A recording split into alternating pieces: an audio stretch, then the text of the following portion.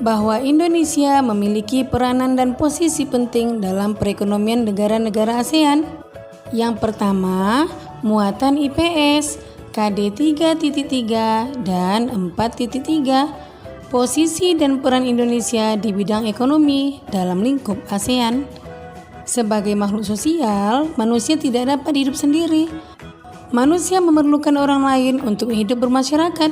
Selain itu, tidak setiap daerah memiliki sumber daya alam yang dapat mencukupi kebutuhan manusia. Oleh karena itu, diperlukan kerjasama antar manusia agar terpenuhi kebutuhannya. Sebagai contoh, kerjasama Indonesia dengan negara-negara ASEAN adalah di bidang ekonomi.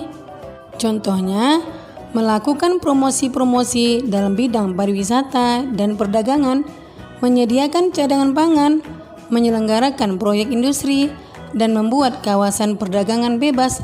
Nah, anak-anak ibu, bacalah teks tentang pengalaman belajar dari negara-negara ASEAN berikut. Semangat ya!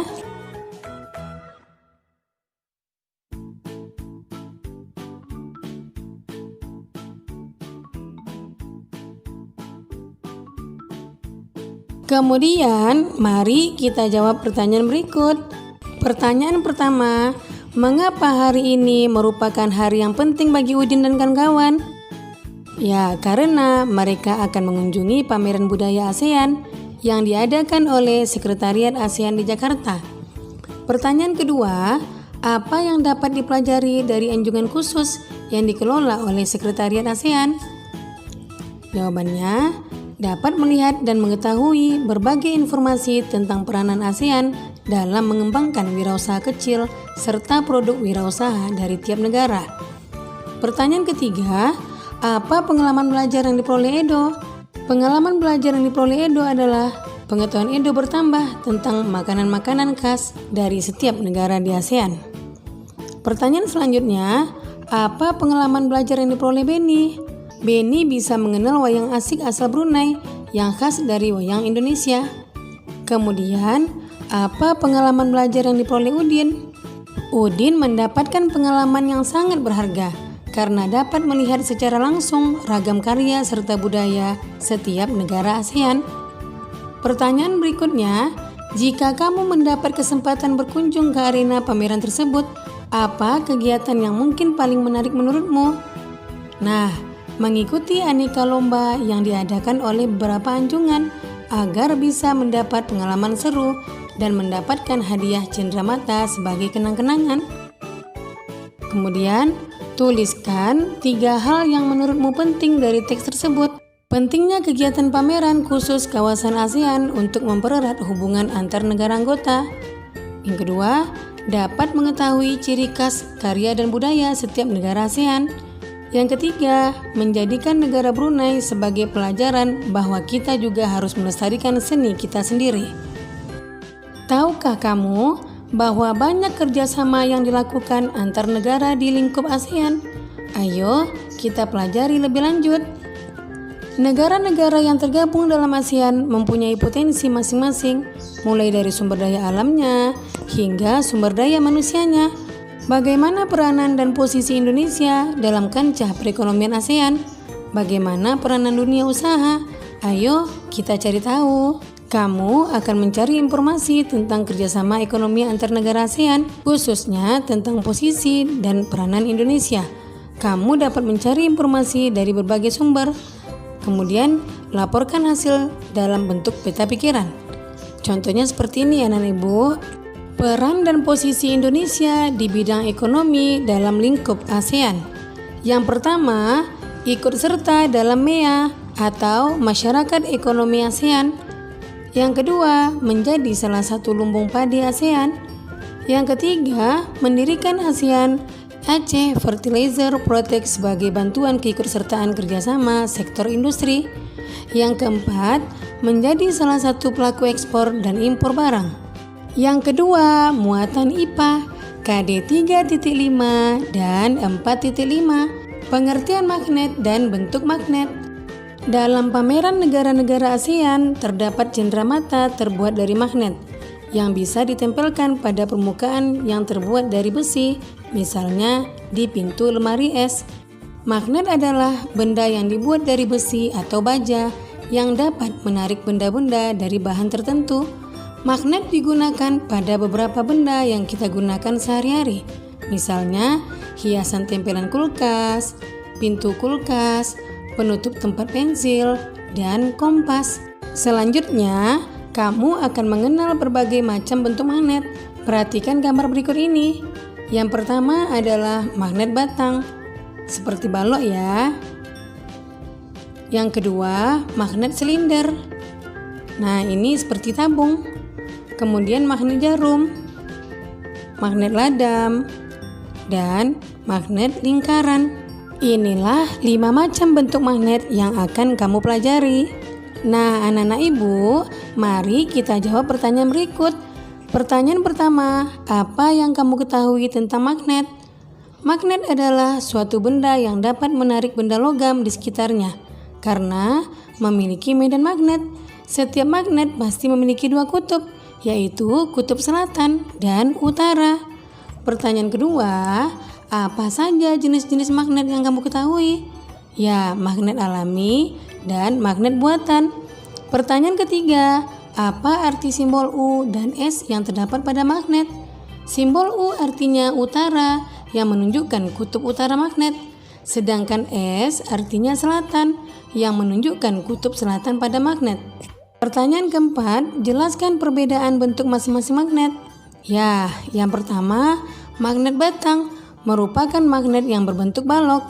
Yang kedua, magnet silinder merupakan magnet yang berbentuk tabung. Yang ketiga, magnet jarum yang merupakan magnet yang berbentuk jarum yang mengarah ke dua arah yang berlainan. Yang keempat, magnet ladam merupakan magnet yang berbentuk seperti U. Dan magnet lingkaran merupakan magnet yang berbentuk lingkaran. Kutub-kutub magnet. Semua magnet mempunyai ciri-ciri tertentu. Setiap magnet memiliki 2 tempat yang gaya magnetnya sangat kuat. Daerah ini disebut kutub magnet. Ada 2 kutub magnet, yaitu kutub utara atau U dan kutub selatan atau S. Sering kita menjumpai magnet yang bertuliskan N dan S. N merupakan kutub utara magnet, sedangkan S kutub selatannya. Magnet dapat berada dalam berbagai bentuk dan ukuran. Bentuk yang paling sederhana berupa batang lurus. Selain itu, ada juga magnet yang berbentuk tapal kuda atau ladam dan jarum. Pada bentuk-bentuk ini, kutub magnet berada pada ujung-ujung magnet tersebut. Yang ketiga, muatan bahasa Indonesia KD 3.6 dan 4.6. Mengenal formulir kegiatan. Apakah kamu masih ingat berbagai lomba dalam pameran negara-negara ASEAN?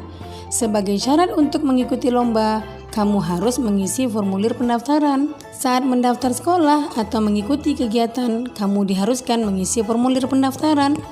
Tahukah kamu apa yang dimaksud formulir? Formulir adalah secari kertas yang berisi pertanyaan-pertanyaan tentang data diri. Formulir diisi sesuai dengan data diri yang sebenarnya. Umumnya, data diri yang harus diisi dalam formulir adalah sebagai berikut. Yang pertama, nama lengkap. Kedua, tempat tanggal lahir. Yang ketiga, umur. Yang keempat, kelas. Yang kelima, alamat. Dan yang keenam adalah hobi. Nah, anak-anak ibu, sebelum kita menjawab pertanyaan tentang formulir, kamu perhatikan terlebih dahulu bentuk formulir A dan formulir B berikut.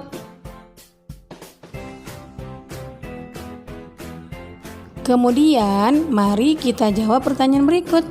Yang pertama, apa saja yang kamu temukan dalam kedua formulir tersebut?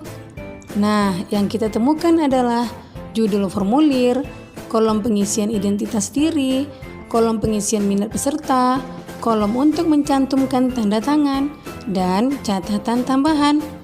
Pertanyaan kedua, apa perbedaan antara formulir A dan formulir B? Perbedaannya adalah terdapat pada tujuan formulir tersebut. Pertanyaan ketiga, apa tujuan dari formulir A? Ya, untuk daftar menjadi peserta Lomba Cerdas Cermat ASEAN. Kemudian, apa tujuan dari formulir B? Untuk mendaftarkan diri mengikuti kegiatan ekstrakurikuler. Pertanyaan selanjutnya, Mengapa formulir itu kita butuhkan? Ya, karena menjadi syarat untuk bisa mengikuti suatu kegiatan. Pertanyaan selanjutnya, kapan kita mengisi formulir? Ketika akan mengikuti suatu kegiatan atau akan menjadi anggota suatu organisasi. Pertanyaan terakhir, apa yang dapat kamu simpulkan tentang formulir?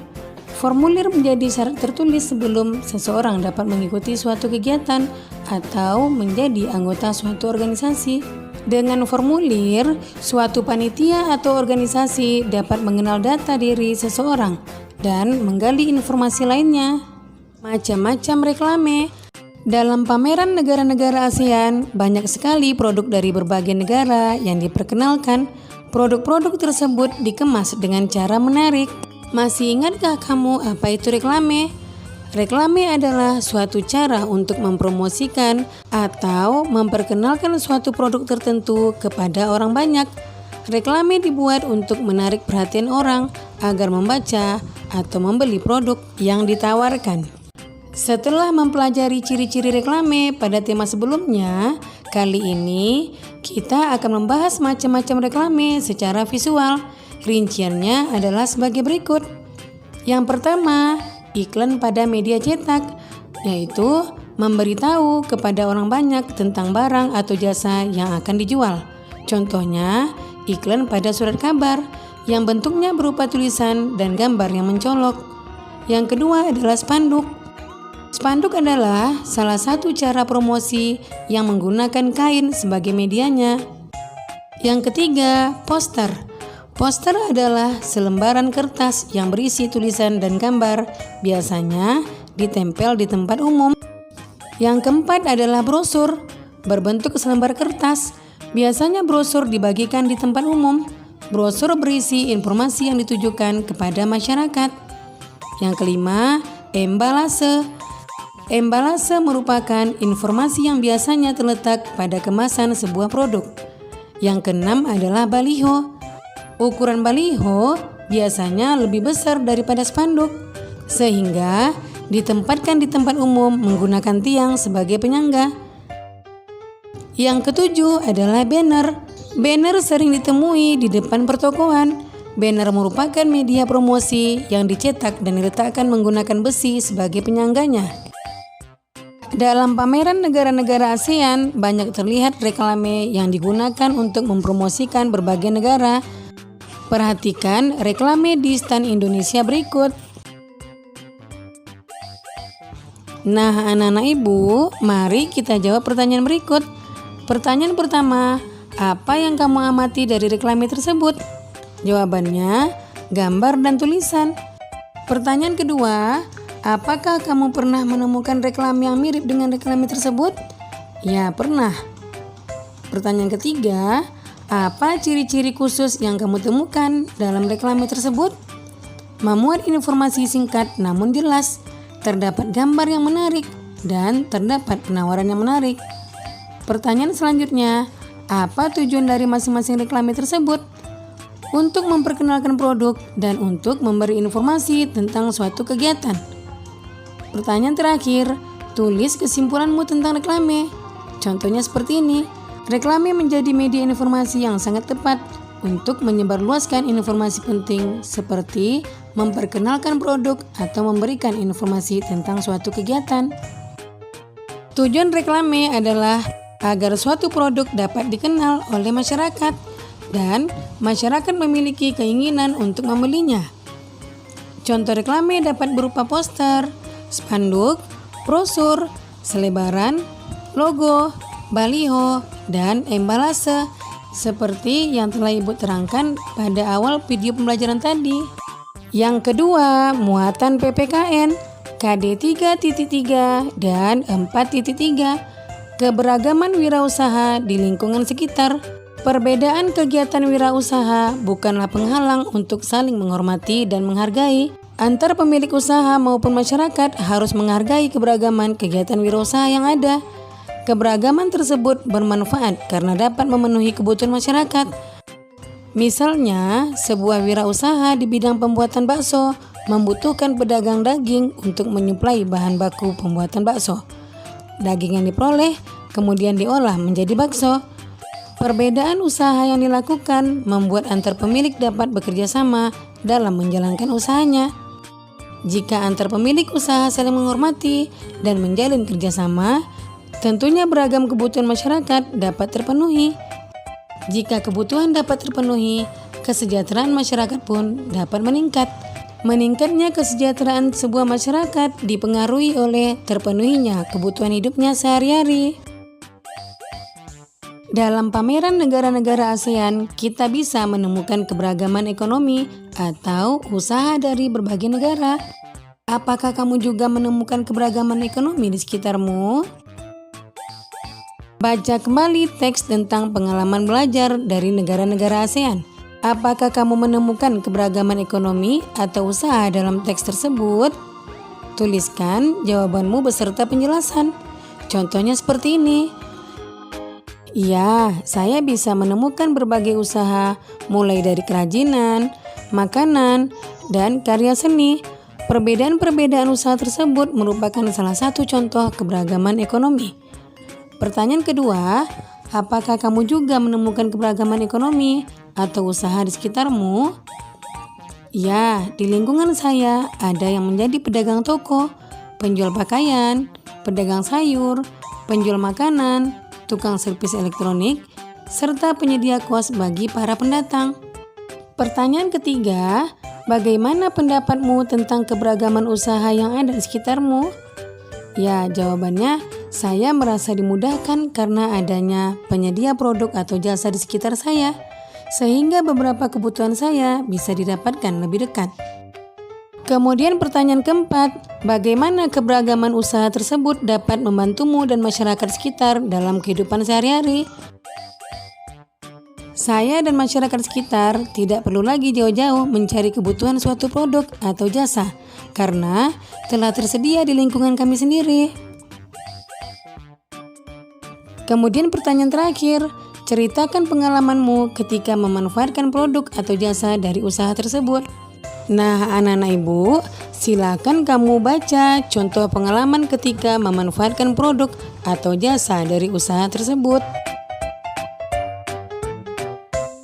Di arena pameran negara-negara ASEAN terdapat beberapa usaha kecil yang menjual cenderamata. Salah satunya adalah cenderamata dari bahan magnet. Ayo anak-anak ibu, perhatikan berbagai cenderamata yang terbuat dari bahan magnet berikut. Yang pertama, burung cendrawasih, yaitu dari Papua. Kemudian ada juga monas, rumah gadang dari Sumatera Barat. Kemudian wayang, kapal layar, dan gambar hewan yang lucu. Keenam cenderamata tersebut terbuat dari magnet. Cenderamata jenis ini umumnya berupa souvenir yang mengambil bentuk-bentuk khas dari daerah tersebut. Misalnya candi di Jogja atau ondel-ondel di Jakarta, gajah di Bangkok, dan lain sebagainya. Nah, anak-anak ibu, sekarang kamu bisa melakukan percobaan tentang sifat-sifat magnet. Perhatikan tujuan, alat dan bahan, serta langkah-langkah dalam percobaan sifat-sifat magnet tersebut. Nah, apabila kamu sudah selesai membuat percobaan tersebut, mari kita isi laporan berdasarkan percobaan yang telah kamu lakukan. Percobaan sifat-sifat magnet. Tujuannya adalah untuk mengetahui sifat-sifat magnet. Kemudian alat dan bahan, sepasang magnet, peniti, penjepit kertas, pensil, dan pulpen. Langkah-langkahnya adalah dekatkan kutub yang sama dari kedua magnet. Yang kedua, dekatkan kutub yang berbeda dari kedua magnet. Yang ketiga, dekatkan magnet dengan penjepit kertas. Yang keempat, dekatkan magnet dengan kertas. Yang kelima, dekatkan magnet dengan pensil. Yang keenam, dekatkan magnet dengan peniti. Ketujuh, dekatkan magnet dengan pulpen. 8. Letakkan satu magnet di atas kertas dan letakkan yang lainnya di bawah kertas, tepat di bawah magnet yang pertama.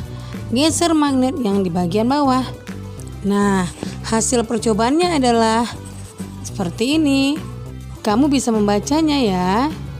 Metode percobaan mendekatkan kutub yang sama dari kedua magnet. Hasilnya tidak menempel. Mendekatkan kutub yang berbeda dari kedua magnet. Hasilnya saling menempel. Mendekatkan magnet dengan penjepit kertas. Hasilnya saling menempel. Mendekatkan magnet dengan kertas, tidak menempel. Mendekatkan magnet dengan pensil, tidak menempel.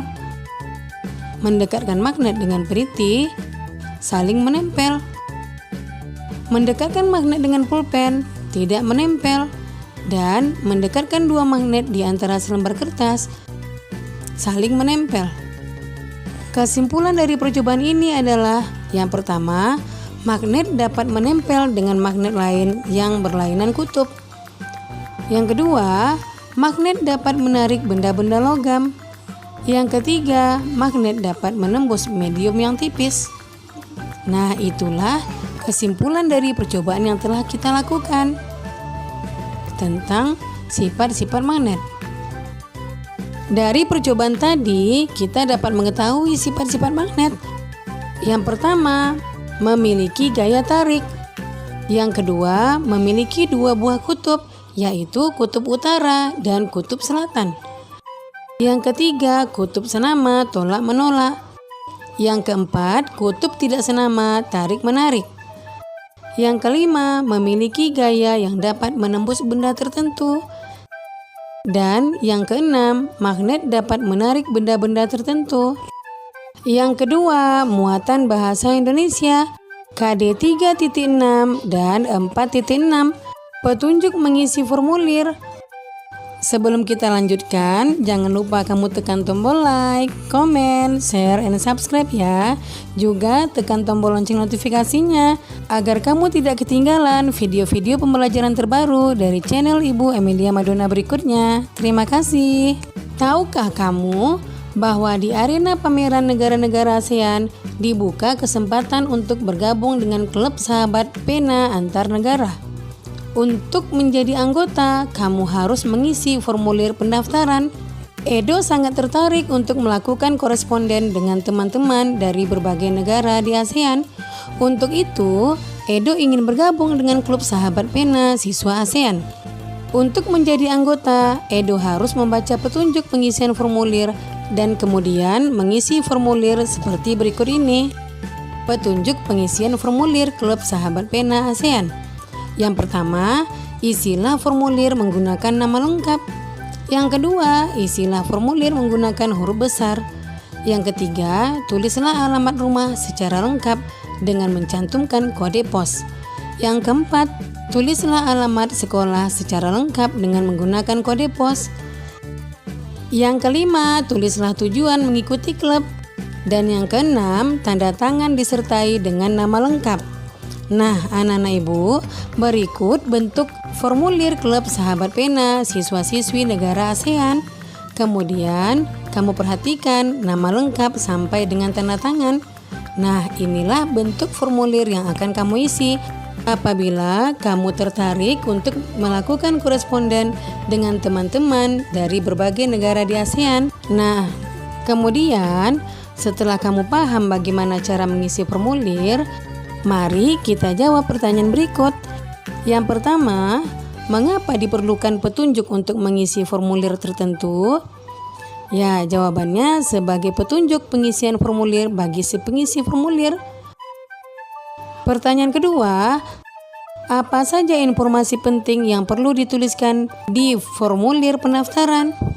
Menuliskan identitas diri, menuliskan tujuan mengikuti suatu kegiatan atau organisasi, dan mencantumkan tanda tangan. Pertanyaan ketiga, mengapa alamat harus ditulis secara lengkap? Ya, agar alamat mudah ditemukan. Pertanyaan keempat, apa yang terjadi jika alamat tidak lengkap? Ya, tentu saja alamat akan sulit ditemukan, sehingga bisa membuat orang yang mencari alamat tersebut nyasar. Pertanyaan kelima, Mengapa kita perlu menuliskan kode pos pada formulir di bagian alamat? Karena kode pos dapat menjadi rujukan bagi seseorang untuk menemukan suatu alamat.